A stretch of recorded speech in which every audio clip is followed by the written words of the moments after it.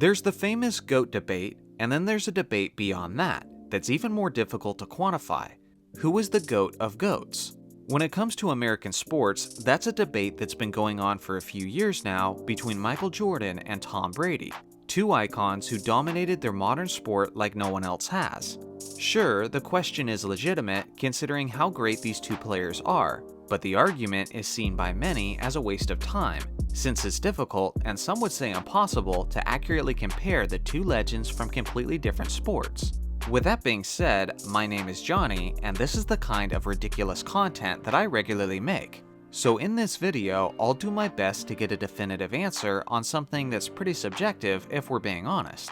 With two vastly different sports being considered, we have to have more general ways of comparing the players, which has led me to narrow it down to these 5 crucial categories: team impact, dominance over their era, statistical rankings, accolades, and influence. First off, team impact.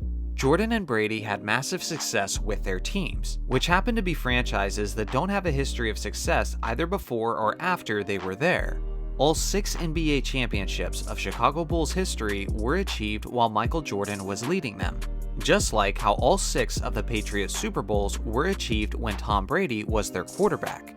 If you eliminate the 13 years Jordan played with the Bulls and the 20 years Tom Brady played with the Patriots, then both franchises are among the worst and least successful franchises of their sports history. Over the course of Brady's career, he's won 76.6% of the games that he started, compared to Michael Jordan, who won 65.9%. In the playoffs, it narrows down quite a bit, as Brady has a postseason win percentage of 70.8% compared to Jordan's 66.5%. One thing that's worth considering is the fact that Jordan never won any championships without 2 men, Scottie Pippen and Phil Jackson.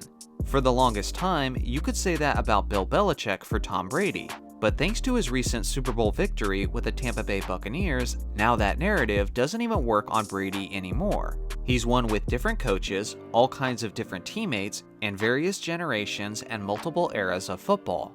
It's a very tough choice that requires me to split some hairs. But given the fact that Brady has a greater win percentage while destroying all the narratives of his naysayers, he gets a slight edge in this category from me. Second topic on the list, dominance over their era. Both Michael Jordan and Tom Brady were extremely dominant, but in different ways. If we're talking about who was the best when they were at their best, then it's hard for anyone to eclipse MJ, as he led the Bulls to 6 championships in only 8 years. And it may have been even more if he hadn't decided to go play baseball for a bit. Now Brady doesn't have any single decade where he dominated as much as Jordan did, but what Brady does have is a dominating longevity that MJ can only dream of, as Brady has won Super Bowls in 3 separate decades. Now one of the arguments that people on Team Jordan will make is that Michael had to play on both offense and defense throughout his career. Now it may not be the most fair comparison to make, considering the differences between the way the NBA and the NFL is played. But whether it's fair or not, it doesn't change the fact that it's true. Jordan did have to play on both ends of the court, and he did it extremely well. As good as he was on offense, he was almost as great on defense, as Jordan is easily the all-time record holder in scoring titles with a total of 10. But he's also tied for the most first-team all-defensive appearances with a total of 9. Whether you were defending Jordan or being defended by Jordan, your evening was basically going to be a nightmare. So in this sense, maybe Jordan dominated in more ways than Brady did, but that also doesn't mean that Brady didn't dominate in as many ways as he could have. Not only does Brady have 3 MVPs to his name, but he's consistently among the league leaders in passing yards, completion percentage, and touchdown-interception ratio. In his 20 seasons with the Patriots, Brady led his team to the AFC Championship a total of 13 times. To put that dominance and impact in perspective, consider that the Patriots organization only got that far twice in their 33 years of existence before Tom Brady showed up. With that being said, when Jordan was winning championships, there was absolutely no argument about who the greatest player was in his sport, as MJ was seen clearly and unanimously as the best individual player. You can't really say the same about Tom Brady, as other quarterbacks have challenged him or have been ranked ahead of him for significant amounts of time. Quarterbacks like Peyton Manning, Drew Brees, and Aaron Rodgers. Due to Jordan's complete game on both ends of the court, and thanks to his unparalleled individual dominance, he has to take the dominance over their era category. The third topic is their all-time statistical rankings. This is where Brady's consistency and longevity really stands out, as he's began to separate himself in nearly every major quarterback category, as he's first in passing touchdowns, first in completions, and first in passing yards. Jordan certainly was the most dominant offensive player when he played, but his lack of Brady's longevity meant that he wasn't able to climb to the top of the all-time lists. Brady's also easily the all-time leader in all three of these categories in the postseason as well. He's even closing in on doubling the nearest competitor in terms of postseason passing yards. Jordan, on the other hand, is only 5th on the NBA's all-time scoring list, trailing Kobe, LeBron, Malone, and Abdul-Jabbar. He's 5th all-time in field goals made, and he's outside the top 5 in terms of total assists at his position. Jordan is also in 2nd place on the all-time playoff scoring list, with a significant gap between him and the all-time leader, LeBron James. Again, I understand that most of this has to do with longevity, and if Jordan played for a longer period of time, he would almost certainly be the all-time leader on the scoring lists. But in pretty much every other area of life other than sports, we put a strong emphasis on long-lasting durability, which begs the question, why should sports be any different? Naturally, Brady has to win this category, as his all-time stats only become more and more insane as he continues his MVP caliber performances into his mid-40s. Next on the list of categories is accolades, and neither of these legends are lacking in this area. Michael Jordan was a 5-time MVP, a 6-time champion, and a 6-time Finals MVP. He was a 14-time All-Star and was the 1985 Rookie of the Year and was the Defensive Player of the Year in 1988. Tom Brady was a 3-time MVP, a 7-time Super Bowl champion, and a 5-time Super Bowl MVP. He's a 15-time Pro Bowler and the 2009 Comeback Player of the Year.